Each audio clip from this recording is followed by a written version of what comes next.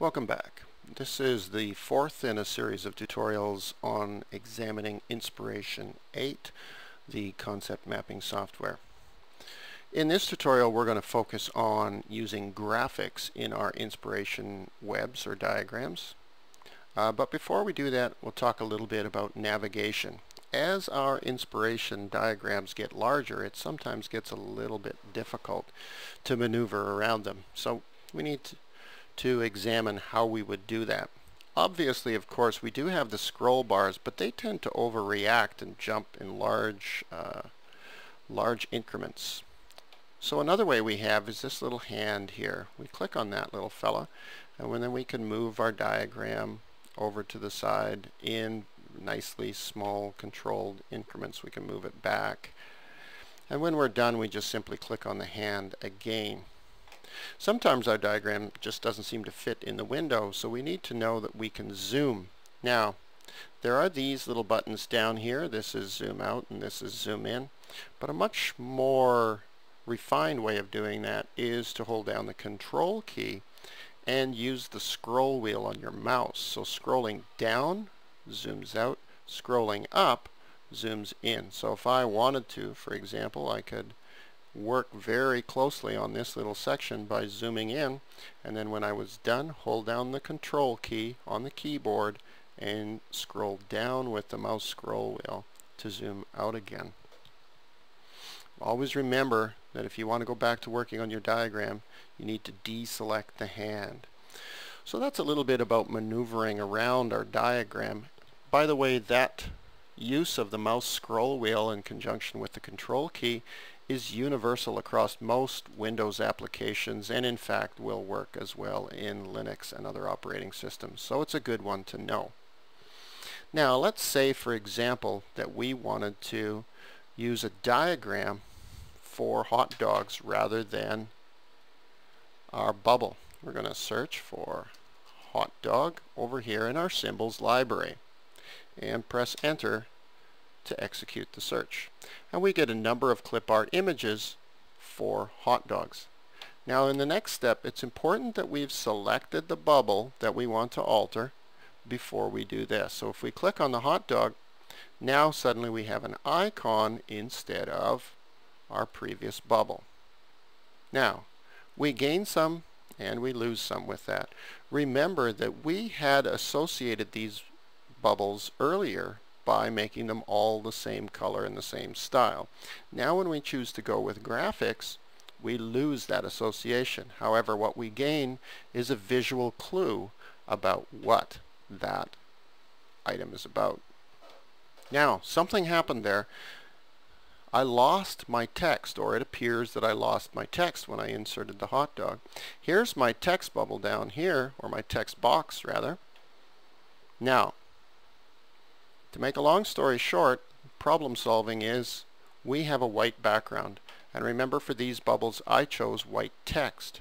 So what does that mean? If we're going to use graphics for this, we need to change our text color. So I'm just going to select all these, go back to my text color and change that back to black, which will show up then on our white background. Here's our hot dog, our text is back.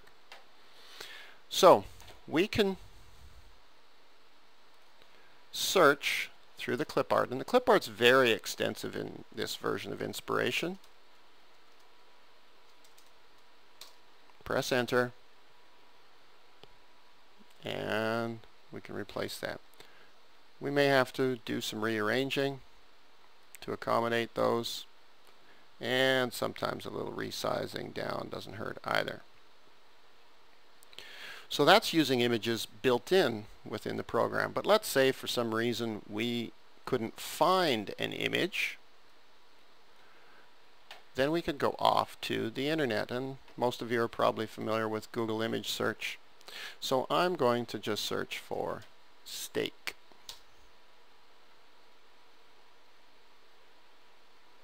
And I get a number of images here, and let's say this is the one I want to use. Now commonly what people do is they would click on this image and they would go to see full-size image so they can get the biggest image possible to place in their document.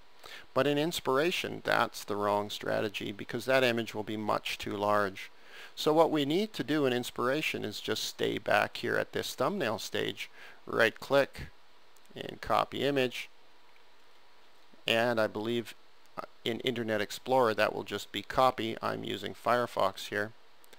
Bring Inspiration back, click on Stake, right click and paste. And the images that we get from Google Images thumbnails are usually just a little too big, so I resize that down. Now there's one issue with that. I didn't check when I looked at this image to see whether I can legally use that image or not. And I could have gone through here and seen if there were any restrictions on the website of use of images, but that would take a long time and most students are unwilling to do that. So here's another strategy. Rather than using Google Images, check out compfight.com. Compfight is a search engine that searches Flickr and finds images that are licensed under Creative Commons. And Creative Commons licensed images are free to use with certain restrictions, and those restrictions depend on what the user has set. So let's say I'm going to search for pork chop here, and I search. And if I want to use this guy right here, first of all, I would copy the thumbnail, but I should also, before I insert that into Inspiration, check on the licensing. So I can come down to the bottom here, and here's additional information. Some rights reserved.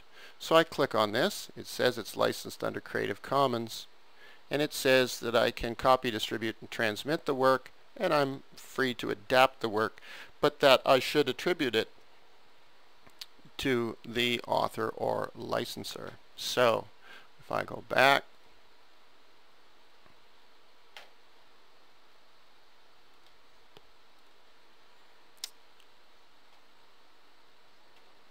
I'm at Mofo JT's photo stream here, so he's the person I should attribute. So I go back to Inspiration now, make sure I click on the pork chop bubble, right click, and paste that pork chop.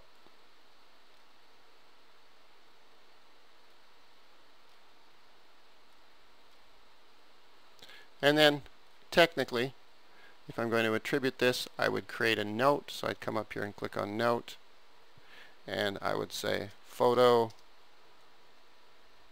compliments of Mofo JT, and I would go flickr.com. And that's a way that we can make sure that we and our students use legal images for our Inspiration presentations.